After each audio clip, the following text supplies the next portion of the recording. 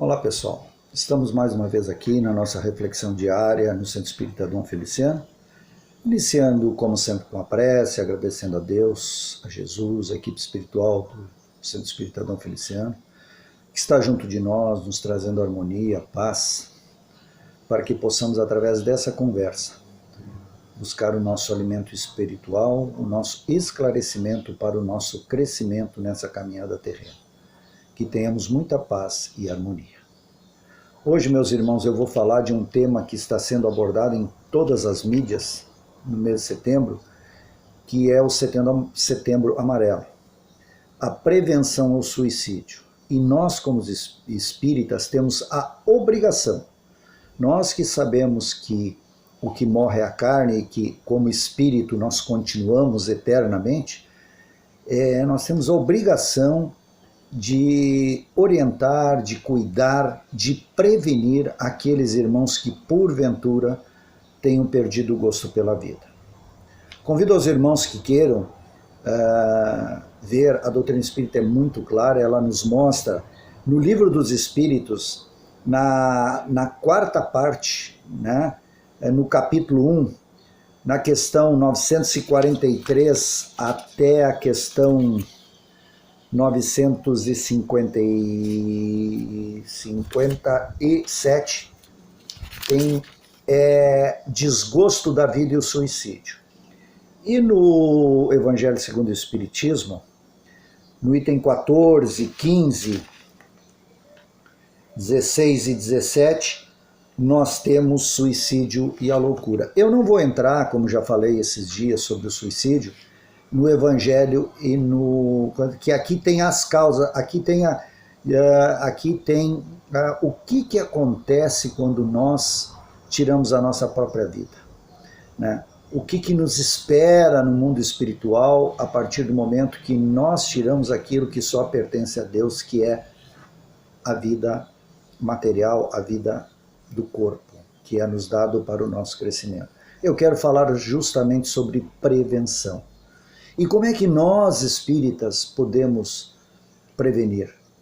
De uma maneira muito simples. Kardec nos diz, fora da caridade não há salvação. Nós temos que ser caridosos, nós temos que levar o nosso carinho, nós temos que levar aos nossos irmãos aquilo que eles necessitam, aquilo que é amor, que é carinho e orientação, é óbvio.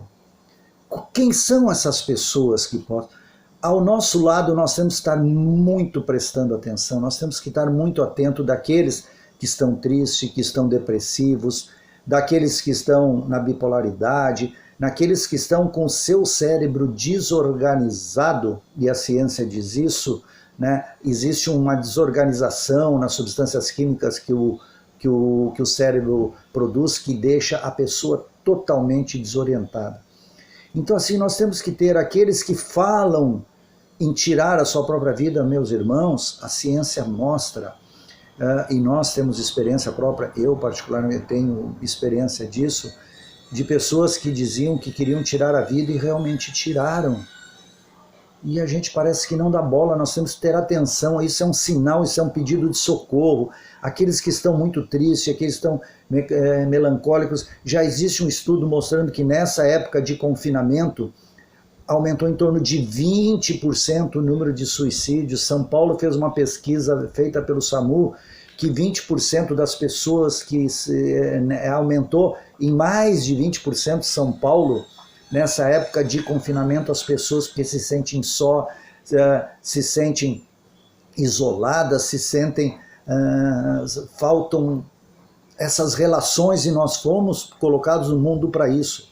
Então nós temos que ter esse olhar atento, meus irmãos, nós temos que ter esse olhar atento para essas pessoas que estão em sofrimento, essas pessoas que estão aí sofrendo, essas pessoas que estão pedindo, clamando por socorro, para continuar vivendo, e nós temos que orientar e dizer a eles que nós somos filhos de Deus e que cada um de nós temos uma missão nessa encarnação, cada um de nós tem o seu peso, cada um de nós tem as suas dificuldades, e nós não podemos nos entregar achando que, tirando a nossa vida, resolvemos os nossos problemas.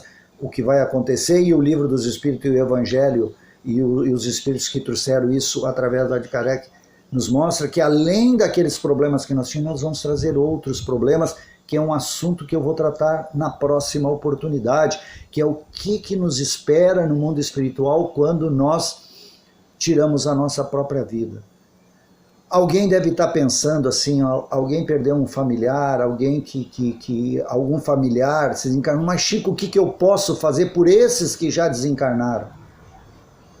A prece, meus amigos, a prece é o maior remédio, é o maior conforto, é o maior bálsamo, é a maior coisa que nós temos para dar para aqueles irmãos que estão em sofrimento. Divaldo tem uma história muito interessante. Ele teve uma irmã que se suicidou. E ela, é claro, ele com a sua capacidade que tem, a sua comunicação com os espíritos, sabia que ela sofria muito. E aí Divaldo tomou uma decisão, fazer algo para aqueles encarnados em homenagem a ela. Esse é o termo que ele diz, em homenagem a ela. Quer dizer, fazer o bem sem olhar a quem, para que essa irmã recebesse como homenagem essas energias da caridade. E Divaldo chamou um amigo e pediu que levasse ele em uma boate, em um cabaré, como ele mesmo diz. E chegando lá, foram num assim, muito pobre, assim, onde aquelas mulheres se prostituíam, e de uma pobreza imensa. Ele chegando lá, ele disse que era muito degradante, que aquilo era muito triste, porque inclusive algumas faziam seus programas com os filhos, com as crianças, dormindo embaixo das suas camas. E Divaldo fez um levantamento e elegeu 10 crianças para ajudar essas crianças. Conversou com as mães, explicou o que seria feito, e essas 10 crianças foram levadas para a Mansão do Caminho, isso no início da Mansão lá do Caminho, com autorização do juizado de menores, com toda a legalidade possível, e ele se tornou responsável por essas crianças, dando muito amor, dando muito carinho, e essas mães tinham o direito de visitar os seus filhos quando queriam, e lá recebiam também o mesmo carinho, o mesmo amor, e recebiam, além disso, recebiam a evangelização, é óbvio. Essas crianças cresceram, a única exigência que ele pedia é que as mães, quando fossem visitar os filhos, que não fossem com as roupas que elas trabalhavam, né? Fossem com umas roupas um pouquinho menos forçada, né? Digamos assim, eu não sei qual é o termo que eu vou usar. A única coisa que ele exigia é que elas fossem melhores, arrumadas, para não mostrar aos filhos o que elas estavam fazendo. E essas crianças cresceram, tornaram elas cidadãs, tornaram pessoas do bem, do amor, cidadãos, como ele mesmo diz. O que aconteceu com a sua irmã, que havia tirado a sua própria vida, reencarnou. E sabe para onde é que ela foi, meus irmãos? Para a Mansão do Carinho, lá do Caminho.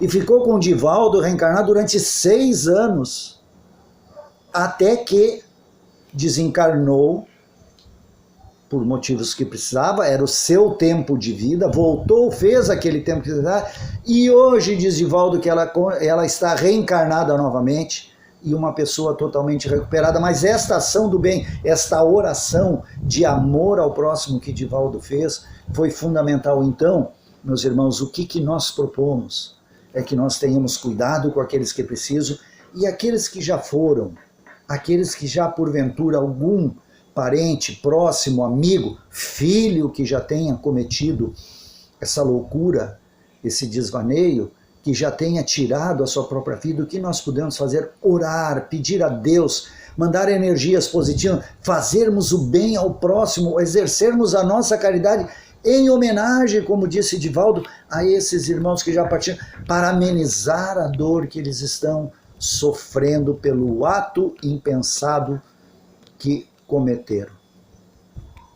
Chico Xavier uma vez disse uma frase a Divaldo, e Divaldo disse que era uma frase até um pouco chula, e a frase é o seguinte: isso é justamente para aqueles que tiveram a perda de um ente querido nessa situação. Chico Xavier disse: as preces de uma mãe arrombam as portas do céu. Olhem só, as preces de uma mãe, as orações de uma mãe arrombam as portas do céu. Olha só, as nossas preces têm o poder de arrombar as portas do céu e levar a Deus e Deus, através das nossas preces, levar o amparo a esses irmãos que praticaram esse ato e que estão em sofrimento. Pense nisso. Vamos trabalhar não só em setembro, em outubro, novembro, todos os dias olhar ao nosso lado se alguém estiver em sofrimento. Vamos amparar, vamos orientar. A Casa Espírita tem o atendimento fraterno, tem o passe, tem a água frutificada, tem o Evangelho no Lar, tem preces e radiações. Levem o irmão, não podemos agora, traga os irmãos para as nossas redes sociais, para ouvir as nossas palestras, convidem eles, fica gravado, levem lá, mostrem para eles aquelas que vocês acham interessante, que pode ser importante para eles essa evangelização, até mesmo pelas redes sociais. Façamos isso, exercendo o amor ao próximo, exercendo a nossa caridade. E assim vamos encerrar, agradecendo a Deus mais uma vez pela oportunidade que nós tivemos, através das redes sociais, estarmos aqui ligados a cada um de nós, não só também pela imagem e pela voz, mas ligado pelas nossas energias. Energias que estamos sendo amparados por todos os trabalhadores espirituais do Dom Feliciano, que com certeza estão entre nós nesse momento, trazendo energias que nos fortalece, que fortalece a nossa fé, que renova a nossa fé, para que possamos seguir a nossa caminhada terrena dentro daquilo que nós escolhemos, juntamente com o plano espiritual e com a permissão do Pai, para executarmos nessa nossa caminhada terrena deste momento. Obrigado, Pai, obrigado, Jesus, obrigado, equipe espiritual do Dom Feliciano, e que possamos ter muita paz, muita harmonia, muita luz e muito amor.